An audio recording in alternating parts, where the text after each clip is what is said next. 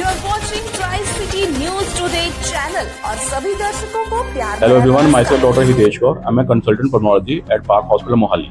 आज हम इकट्ठे हुए हैं सीओपीडी के बारे में डिस्कस करने से, जो इससे क्रॉनिक ऑब्स्ट्रक्टिव पल्मोनरी डिजीज जो कि मनाया जाता है every third Wednesday of November. तो जैसे कि जो थर्ड वेडनेसडे है नवंबर का वो कल आ रहा है, तो इस वर्ल्ड सीओपीडी डे कल मनाया जा रहा है। तो बेसिकली सीओपीडी में होता क्या है, जो हमारे जैसे नाम सजेस्ट करता है कि इट्स अ क्रॉनिक डिजीज जिसको डेवलप होने में टाइम लगता है, क्रॉनिक है और ऑब्स्ट्रक्शन है इसमें एयरवे डिजीज में, एयरवे में, जिसमें जो हमारे जो हवा लेने की और छोड़ने की जो कैपेसिटी है वो कॉम्प्रोमाइज़ होती है, जिस करके जो हमारे जो सिम्टम्स है जिसमें सांस लेने में प्रॉब्लम आना, खांसी होना और चेस्ट टाइटनेस होना, वीजिंग होना, ये बहुत कॉमन है। Basically it's a disease of a smoker. Mainly जो है वो स्मोकर्स में है। साथ में इसके फैक्टर्स होते हैं इंडोर पोल्यूशन, जिसमें हम बायोमास गैस जो काउडंग बर्न करते हैं उसमें, और आउटडोर पोल्यूशन हो गया जैसे गाड़ियों का हो गया, ठीक है, जो कई जो इंडस्ट्रीज होती हैं, कॉम्प्लिकेशंस होती हैं काफ़ी, और इसमें ऑक्यूपेशन में आता है। बेसिकली सीओपीडी इज इंडिया में is a third main cause of mortality cover, and out of globally देखें तो 455 million cases of COPD is found. Out of them 65 to 70 million are in India.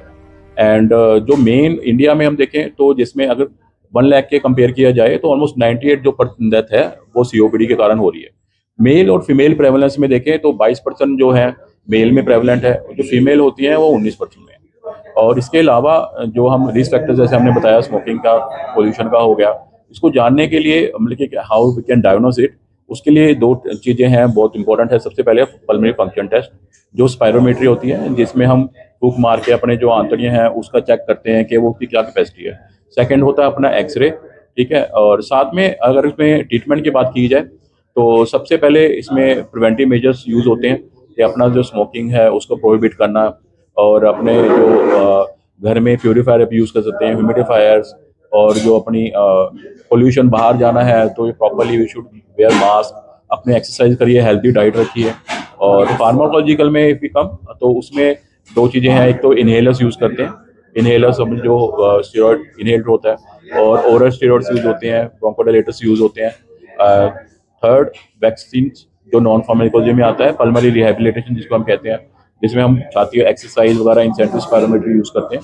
And vaccine is very common, very important, because COPD में देखा जाता है कि infection is very common. तो pneumococcal infection is very common, तो pneumococcal vaccine and influenza vaccine are mostly recommended to overpower this disease.